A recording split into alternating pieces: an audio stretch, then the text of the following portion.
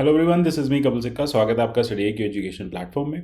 आज हम करने जा रहे हैं मेंस 2021 के जीएस पेपर 4 का एनालिसिस में हम देखेंगे किस तरह से एथिक्स काफ़ी ज़्यादा कॉम्प्रिहेंडेबल पेपर है। आपको कैसे इन लिमिटेड सोर्सेज से या फिर जो भी आपके सराउंडिंग्स के सोर्सेज है उससे आपको एथिक्स के पेपर को क्वालिफाई करना है और केस स्टडी को लिखने में क्या क्या हमें यहाँ पे इंपॉर्टेंट चीज़ों का ध्यान रखना है। आपको मेरी हर वीडियो की पीडीएफ मेरे टेलीग्राम चैनल से मिल जाएंगे।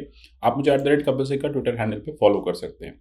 चलिए शुरू करते हैं। इस बार का पेपर आपने देखा ही होगा किस तरह का पेपर इस बार दिया है। तो बहुत सिंपल स्ट्रेट फॉरवर्ड क्वेश्चंस थे।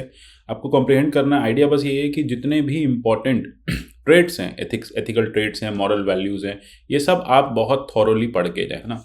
ये सब आप याद रखिए क्योंकि एथिक्स की जो प्रिपरेशन है ना वो एस्से में भी बहुत हेल्पफुल रहती है। तो चलिए देखते हैं क्वेश्चंस किस किस तरह के हैं।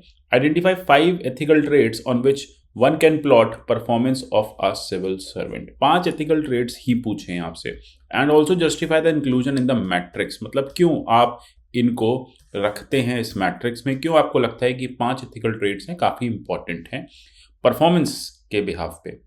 हम कोई भी 5 ले सकते हैं। वैसे आप देखेंगे यूनिवर्सल 5, इंटीग्रिटी बहुत इंपॉर्टेंट है किसी भी सिविल सर्वेंट के लिए, इंटीग्रल होना, ऑनेस्टी रखना, कंपैशन रखना towards the services what he is providing, then to the people he is providing, then courage रखना एंड टेम्परेंस रखना। ये 5 वैल्यू सिस्टम्स जो हैं वो बहुत इंपॉर्टेंट है। 5 एथिकल ट्रेड्स जो हैं वो किसी भी सिविल सर्वेंट में काफ़ी इंपॉर्टेंट है। अब आपको एक एक करके जस्टिफाई करना है कि आप जस्टिफाई करते चलिए क्यों इंटीग्रिटी इंपॉर्टेंट है।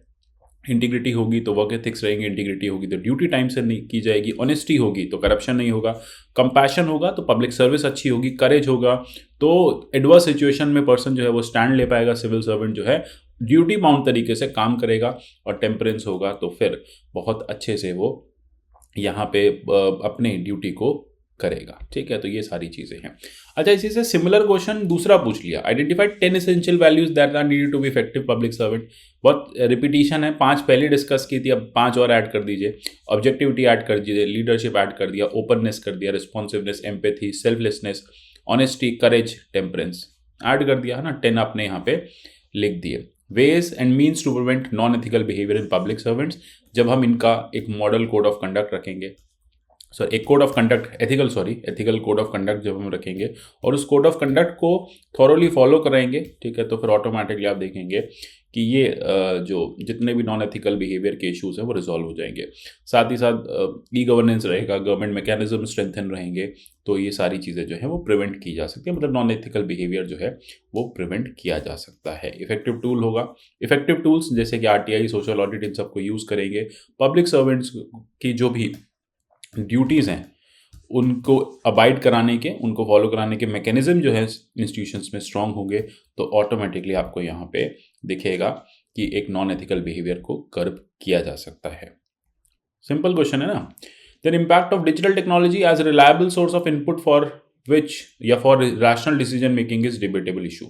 ठीक है, डिजिटल टेक्नोलॉजी का reliable source of input for rational decision making is a debatable issue. यहाँ पे सिंपल आपको ये बताना है कि डिजिटल टेक्नोलॉजी कैसे एक रिलायबल सोर्स बन सकती है, ये डिबेटेबल है या नहीं है। देखिए बिल्कुल यहाँ पे आप देखेंगे टेक्नोलॉजी का यूज़ करके गवर्नेंस जो है वो बेटर की जा सकती है, गवर्नेंस जो है वो सर्विस ओरिएंटेड की जा सकती है, लोगों का बेनिफिट अकॉर्डिंगली किया जा सकता है, और आपको यही सारे एग्जाम्पल्स के साथ इसको बताना है। यानी आपको एग्जाम्पलिफिकेशन अप्रोच से इन सब चीज़ों पे फोकस करना है कि आपको कौन कौन सी सर्विसेज की हम बात करें, आईसीटी की बात करें, हम ई गवर्नेंस की बात करें, हम गवर्नमेंट पोर्टल्स की बात करें जहाँ से इफेक्टिव सर्विस डिलीवरी हो पाएगी, तो एक के बाद एक एग्जाम्पल के थ्रू आप इसको रिजॉल्व कर सकते हैं। नेक्स्ट चलते हैं। Besides domain knowledge a public official needs innovativeness and creativity of high order as well. Domain knowledge के अलावा इनोवेटिव और क्रिएटिविटी होना ज़रूरी है जब उसको एथिकल डिलेमास को रिजॉल्व करना है। आपको यहाँ पे फिर एग्जाम्पल्स के थ्रू बताना है, तो आप यहाँ पे एग्जाम्पल्स के थ्रू बताइए कि कौन कौन से ऐसे पब्लिक सर्वेंट्स रहे हैं इन पास्ट जिन्होंने इनोवेशन किया है और क्रिएटिविटी के थ्रू वो एथिकल डिलेमास को उन्होंने रिजॉल्व किया। ठीक है, डोमेन नॉलेज एक नेसेसरी चीज़ है। जैसे कि यहाँ पे आप देखेंगे कि महाराष्ट्र के एक डिस्ट्रिक्ट में एक डिस्ट्रिक्ट मैजिस्ट्रेट थे, उन्होंने कोविड के टाइम पे कैसे नंद दरबार की मैं यहाँ पे बात कर रहा हूँ, तो नंद दरबार डिस्ट्रिक्ट में इनोवेटिव और क्रिएटिविटी के थ्रू कैसे उन्होंने एथिकल डिलेमा को कि कैसे कोविड की जो बेनिफिट्स हैं या कोविड के जो प्रोटेक्शन है या कोविड के जो भी क्राइसिस है उस क्राइसिस को कैसे मैनेज करना है, कैसे हॉस्पिटल्स को स्टैब्लिश कराना है, कैसे लिमिटेड ऑक्सीजन सप्लाई को यूज़ करना है, ये सारी चीज़ें की गई थी। तो ये सारे क्वेश्चंस आप day to day public life से, डे टू डे आप एग्जाम्पल्स से उठा सकते हैं। तो पहले 2 क्वेश्चन तो इस तरह के हो गए। तीसरा क्वेश्चन जो है इस बार वो है कोटेशन बेस्ड। हर बार कोटेशन बेस्ड रहते हैं क्वेश्चन, तो इस बार भी है कि every work has got to pass through hundreds of difficulties before succeeding, those that persevere will see the light sooner or later. यानी आइडिया बस यही है, सूनर और लेटर आपको क्या करना है, आपको डेडिकेटेड रहना है, ठीक है, आपको परसिवरेंस दिखाते रहना है। एंड अल्टीमेटली इससे क्या होगा कि जो बेनिफिट्स हैं आपको या फिर जो भी आपके गोल्स हैं वो आप मीट कर पाएंगे, है ना। तो गोल मीट कर पाएंगे, टारगेट सेटिंग, अगर आप गोल की सेटिंग आप करेंगे तो आप उसको ईजिली मीट कर पाएंगे। आइडिया क्या है कि आपको डिफिकल्टीज से भागना नहीं है, डरना नहीं है। इसमें बहुत सारे एग्जाम्पल्स के थ्रू आप बता सकते हैं कि ऐसे बहुत सारे सिविल सर्वेंट्स रहे हैं या फिर दुनिया भर में ऐसे बहुत सारी पर्सनालिटीज़ नहीं हैं जो इस तरह से अपने गोल के पीछे लगे रहे despite of 100 of difficulties. Simple है ये भी। Then we can never obtain peace in outer world unless we obtain peace in our self. यहाँ पे आइडिया बस वही है कि मॉरल वैल्यूज़ का, इंटरनलाइजेशन ऑफ वैल्यूज़ का, कि आप अगर वैल्यूज़ को इंटरलाइज कर चुके हैं तो फिर ऑटोमेटिकली आप एक अच्छे सिविल सर्वेंट बन जाएंगे, आप एक अच्छे ह्यूमन बीइंग बन जाएंगे। देखो यहाँ सिविल सर्वेंट से ज़्यादा बात है एक अच्छे पर्सन, एक अच्छे ह्यूमन बीइंग बनने का, ठीक है। तो उसी पे आपको यहाँ पे फोकस करना है। देन इसी का एक और तीसरा इसमें आपको लिखना, life does not make any sense without interdependence, we need each other and sooner we learn that this is better for all, ठीक है। It is about humanity's existence, ठीक है। एरिक एरिक्सन की रिकॉर्ड थी। तो यहाँ पे यही बताना है कि कैसे ह्यूमैनिटी जो है वो एक साथ इवॉल्व करेगी। यहाँ पे आपको बताना है respective of caste, respective of religion, ठीक है। आप as a world is one family, ठीक है। अगर आप इंटरडिपेंडेंट हैं, अगर आप एक दूसरे पर डिपेंडेंट है, वासुदेव कुटुंबकम है, चाहे वो इंटरनेशनल रिलेशंस में हो, चाहे वो पर्सनल रिलेशंस में हो, चाहे वो सोसाइटल रिलेशंस में हो, किस तरह से इंटरडिपेंडेंस जो है वो आपके लिए ग्रोथ का एक फैक्टर बनती है। सिंपल है। Next is attitude is an important component that goes as input in development of human, ठीक है। तो यहाँ पे सिंपल है, आपको एटीट्यूड के बारे में बताना है। How to build a suitable needed for a public servant, यानी यहाँ पे है कि आपको पॉजिटिव एटीट्यूड कैसे बिल्ड करना है, ठीक है। एटीट्यूड एक ऐसा ट्रेट है जो आपको एस्से में भी हेल्प करेगा। तो ये वाला जो ट्रेट है इसको अच्छे से रट के जाइए। एटीट्यूड की डेफिनेशन क्या है, एटीट्यूड को कैसे बिल्ड किया जा सकता है, कैसे राइट काइंड ऑफ लीडरशिप लाई जा सकती है, कैसे पॉजिटिव एटीट्यूड बिल्डिंग हो सकती है, कैसे राइट काइंड ऑफ वैल्यूज़ जो हैं अगर आप इम्बाइब करेंगे किसी सिविल सर्वेंट में तो उसकी जो एटीट्यूड है towards work, towards society, towards people, वो पॉजिटिव इन नेचर रहेगा। और जब वो पॉजिटिव इन नेचर होगा तो ऑब्वियसली बेनिफिट्स होंगे ही होंगे। तो यहाँ पे क्वेश्चन पे फोकस कहाँ करना है, इन सब बातों के अलावा फोकस करना है how to build that kind of attitude. तो कैसे बिल्ड करेंगे, जैसे मैंने आपको बताया कि वैल्यू सिस्टम को अगर आप बिल्ड करेंगे तो फिर एटीट्यूड भी बिल्ड होगा। चलते हैं इसी के बी पार्ट की तरफ। In case of crisis of conscience does emotional intelligence help to overcome the same without compromising ethical और moral standard you likely to follow? Yes it does. Critically examine, obviously emotional intelligence, यहाँ पे पहले आप बताएंगे EI exactly क्या है, Daniel Goleman क्या कहते हैं, गोलमैन की एक डेफिनेशन। फिर इमोशनल इंटेलिजेंस की क्या बेनिफिट्स हैं, सेल्फ अवेयरनेस होता है, एम्पैथी होता है, मोटिवेटेड रहते हैं, सेल्फ रेगुलेशन होता है, सोशल स्किल्स आती है, ठीक है। तो अब यहाँ पे देखो आइडिया क्राइसिस ऑफ कॉन्शियंस पे नहीं है। स्टूडेंट्स क्राइसिस ऑफ कॉन्शियंस समझाने बैठ जाएंगे, क्राइसिस ऑफ कॉन्शियंस क्या होता है, क्यों आता है, वो सब नहीं है। फंडा ये है कि जब जब क्राइसिस ऑफ कॉन्शियंस आएगा तो क्या इमोशनल इंटेलिजेंस आपको सेल थ्रू कराएगा। तो आपको फोकस करना है इमोशनली इंटेलिजेंट बिहेवियर पे कि क्राइसिस ऑफ कॉन्शियंस तो पार्ट एंड पार्सल है ऑफ लाइफ, ये हर बार आती रहेगी। क्राइसिस ऑफ कॉन्शियंस का मतलब एक द्वंद रहेगा ही रहेगा कि जो मैं एक्शन कर रहा हूँ ठीक कर रहा हूँ नहीं कर रहा हूँ, क्या मुझे ये करना चाहिए, क्या मुझे वो करना चाहिए, जब एक सिविल सर्वेंट है या एक अदरवाइज ह्यूमन बीइंग भी है। तो आपको ये बताना है कि क्राइसिस ऑफ कॉन्शियंस का जो पेनेशिया है वो कैसे आपको इमोशनल इंटेलिजेंस में मिलेगा। अगर आपका आप ईआई अगर आपका हाई है, ठीक है, तो कैसे आप क्राइसिस ऑफ कॉन्शियंस को ओवरकम कर जाएंगे। अगर आपका अदरवाइज इमोशनल एस्पेक्ट जो है, इमोशनल क्वेश्चन जो है वो हाई है, तो किस तरह से आप सेल थ्रू नहीं करेंगे, ठीक है। तो ये आपको यहाँ पे क्रिटिकली एग्जामिन करना है। तो क्वेश्चन बहुत सिंपल है क्रिटिकल एग्जामिनेशन के साथ। अच्छा, एक और क्वेश्चन आ गया, वो रिफ्यूजीज पे था, इंटरनेशनल रिलेशंस या इंटरनेशनल एथिक्स की बात करता है वो, आईआर और आईई का एक मिक्स है। अब refugees should not be turn back to the country where they would face prosecution और ह्यूमन राइट वायलेशन। अब देखो इंडिया बहुत सारे ऐसे रिफ्यूजीज आते रहते हैं, ठीक है। हम बात करें बांग्लादेश से आने वाले रिफ्यूजीज़ की, हम बात करें म्यांमार से आने वाले रिफ्यूजीज़ की, रोहिंग्याज मुस्लिम्स की। तो यहाँ पे ये है कि अगर इंडिया उनको वापस भेज देता है तो फिर एक एथिकल डायलेमा है इंडिया का कि क्या उन्हें रखें, क्या उन्हें वापस भेजें। रख सकते नहीं, हमारे पास रिसोर्सेज नहीं है मैन इतना सारा कि हम ऑलरेडी अपनी पॉपुलेशन संभाल नहीं पा रहे, इनको भी रखें। वापस भेज दे तो हमें ये डर है इनके साथ वहाँ परसिक्यूशन होगा, इनको मार दिया जाएगा। सो अल्टीमेटली ये एक ह्यूमन राइट वायलेशन है। आपको स्टेटमेंट को बताना है to the ethical dimension involve in such kind of societies जो कि डेमोक्रेटिक हैं, ओपन सोसाइटीज हैं। एक तरफ हम कह रहे हैं डेमोक्रेटिक है, ओपन है, दूसरी तरफ हम वापस भेज रहे हैं, रिफॉल्यूमेंट कर रहे हैं। ठीक है, तो यहाँ पे आपको बताना है नॉन रिफॉल्यूमेंट का जो प्रिंसिपल है। ठीक है, तो नॉन रिफॉल्वमेंट का जो प्रिंसिपल है उसके बारे में आपको चर्चा करनी है कि किस तरह से नॉन रिफॉल्वमेंट का प्रिंसिपल्स यूनाइटेड नेशन कन्वेंशंस का पार्ट है, कैसे असाइलम रिफ्यूजी लॉज होने चाहिए, कैसे एक्सट्रेडिशन लॉज होने चाहिए, ह्यूमन राइट। ठीक है, तो ये सारे केसेस में कैसे काम करना चाहिए। तो आपको स्टेटमेंट को बताना है reference to ethical dimensions involve. Signatory हैं तो हमें रखना पड़ेगा। ठीक है, यूनाइटेड नेशन यूएनएचसीआर की बातों को हमें मानना पड़ेगा, साथ ही साथ लेकिन हमें अपने रिसोर्सेज को भी बैलेंस करना पड़ेगा। तो एग्जामिन करना है आपको कि कितना एथिक्स इन्वॉल्व है और कितना इसमें सेल्फ जो डेवलपमेंट है वो भी हमें देखना पड़ेगा, सेल्फ जो रिसोर्स यूटिलाइजेशन है वो भी हमें यहाँ पे देखना पड़ेगा। एक और क्वेश्चन है, शुड इम्पार्शियल और being non partisan be considered as indispensable qualities to make a civil servant? Obviously yes, इतना ही बताना है। यस, इम्पार्शियलिटी सबसे इंपॉर्टेंट है अगर एक सक्सेसफुल सिविल सर्वेंट बनना है। डिस्कस विद इलस्ट्रेशंस, बहुत सारे एग्जाम्पल्स हैं यहाँ पे आपके पास। उन एग्जाम्पल्स को जब आपने नोट्स पढ़ेंगे ना थॉरोली, तो नोट्स में आपको मिलेंगे ऐसे बहुत सारे एग्जाम्पल्स, जिसमें एग्जाम्पल्स के थ्रू आपको ये बताना है कि कैसे एक सक्सेसफुल सिविल सर्वेंट जो है वो मतलब यहाँ पे एग्जाम्पल्स को बताना है कि कौन कौन से सिविल सर्वेंट्स हैं जिनके पब्लिक लाइफ में जिनके अंदर ये इंडिस्पेंसिबल क्वालिटी रही है और वो सेल थ्रू करते रहे हैं। देन एक और क्वेश्चन आता है सोशल ऑडिट मैकेनिज्म से। सोशल ऑडिट वैसे तो देखिए जीएस पेपर 2 का पार्ट है, लेकिन पता होना चाहिए क्योंकि इंपॉर्टेंट है। आपको पूछा इंडिपेंडेंट और empowered social audit mechanism is an absolute must in every sphere of public life including judiciary to ensure performance, accountability and ethical conduct. Elaborate, इस स्टेटमेंट को इलैबोरेट करना है। पहले बताओ सोशल ऑडिट क्या है, फिर बताओ सोशल ऑडिट के बेनिफिट्स क्या हैं, फिर बताओ कैसे हम नरेगा के थ्रू सोशल ऑडिट को लेके आए। भारत में स्टैट्यूटरी राइट है, मेघालय ने एक लॉ पास किया, उसने 2017-2018 में सोशल ऑडिट को मैंडेटरी कर दिया हर गवर्नमेंट स्कीम के लिए। एंड देन फाइनली बताओ कि कैसे ये परफॉर्मेंस, अकाउंटेबिलिटी और एथिकल कंडक्ट को इंश्योर करेगा। एक इंपॉर्टेंट गवर्नेंस टूल है। देन फिर से integrity is a value that empowers the human being justify. Exactly, integrity एक ऐसी वैल्यू है जो ह्यूमन बीइंग को एम्पावर करता है with help of illustrations you need to tell them। Clear है सब। अब इसके आगे है केस स्टडीज को एक एक बार पढ़ते जाते हैं और फाइनली उनको भी डिस्कस करते हैं।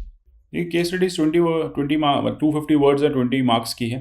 अब Sunil is a young civil servant, has a reputation for his competence, integrity, dedication, relentless pursuit of difficult and onerous jobs. Considering his profile he was picked up by the bosses to handle very challenging sensitive assignment. Assignment क्या है? Tribal dominated district में कुछ notorious activities चल रही थी, illegal sand mining चल रही थी, एक्सकेवेशन चल रहा था रिवर बेल्ट से, ट्रांसपोर्ट किया जाता ट्रक्स के थ्रू। ठीक है, ब्लैक मार्केट में रैम्पेंट इसका सेल था।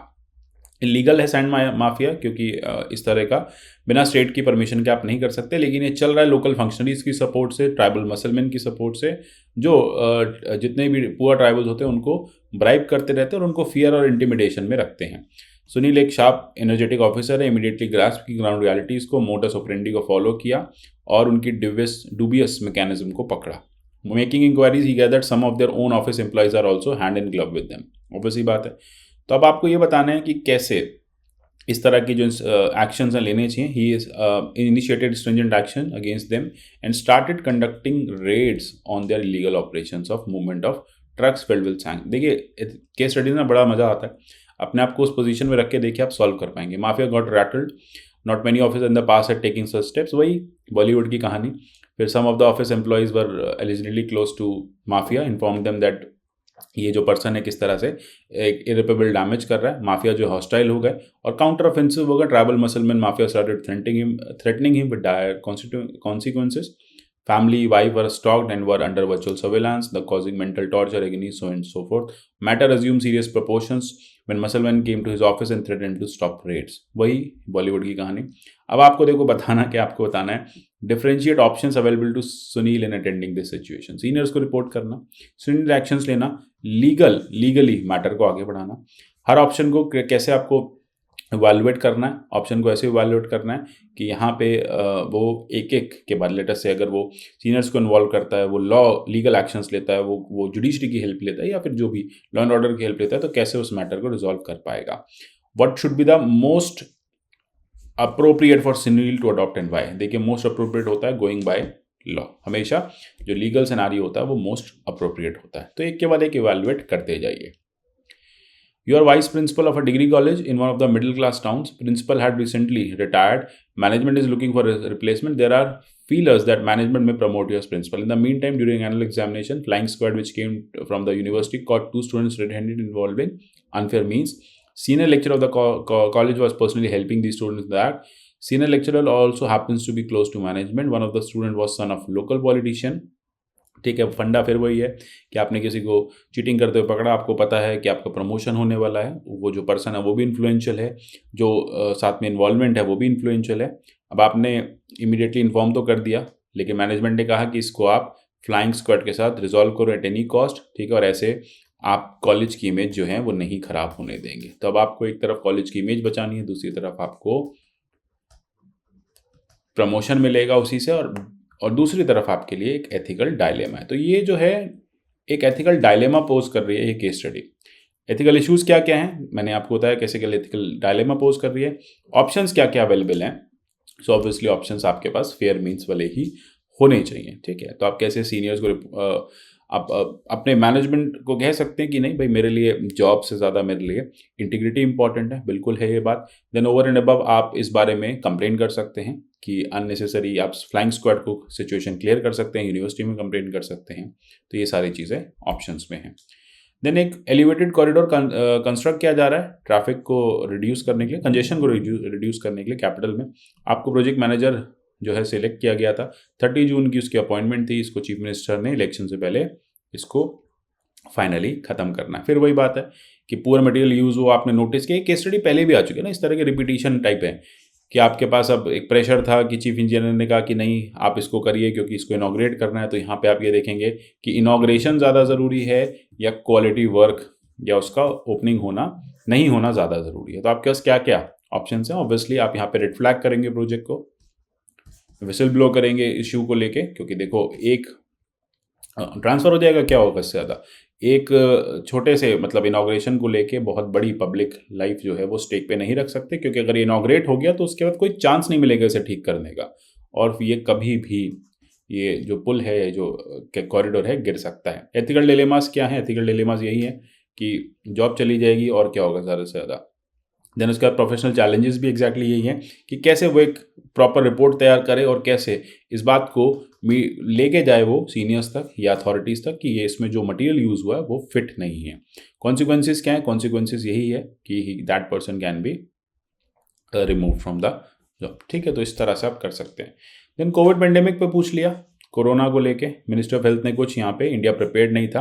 आप हॉस्पिटल के, देखिए पूरी कहानी है, पूरी कहानी पढ़ने का हमें पता चलता है कि आप हॉस्पिटल के एडमिनिस्ट्रेटर हैं पब्लिक हॉस्पिटल में, ठीक है। बहुत सारे लोग हैं, पेशेंट्स जो हैं एक के बाद एक आए जा रहे हैं। क्या क्राइटेरिया आपको जस्टिफाई करने का क्लिनिकल नॉन क्लिनिकल स्टाफ को पेशेंट्स को अटेंड करने का? आइडिया बस यही है, resource management, effective resource management का यहाँ पे क्राइटेरिया है, ठीक है। अगर आपका प्राइवेट हॉस्पिटल है तो क्या ये चीज़ें जो हैं वो सेम रहेंगी, मतलब जो चीज़ें लेटर से यहाँ पे आप पूरी सिचुएशन बदल के प्राइवेट कर दीजिए तो क्या मेडिकल एथिक्स को जिंदा रखा जाएगा, नहीं रखा जाएगा, ठीक है। तो ये भी सिंपल है। देन उसके बाद reputed food product company based in India develop a food product for international market. Company ने अनाउंस किया कि जल्दी ये डोमेस्टिक कंज्यूमर्स के लिए अवेलेबल हो जाएगा, ठीक है। तो फर्दर इन्वेस्टिगेशन, ये सारी बात के बाद पता चलता है कि फूड कंपनी जो सेल प्रोडक्ट कर रही है वो हेल्थ स्टैंडर्ड्स को मीट नहीं कर रही है। इससे क्या होगा, रेपुटेशन जो है फूड कंपनी की इफेक्ट हो जाएगी। अब आप कैसे इन सिनेरियोज को और इन एथिकल डिलेमास को आप सॉल्व करने जा रहे हैं, ठीक है। तो बहुत सिंपल है, यहाँ पे भी एथिकल डिलेमा है।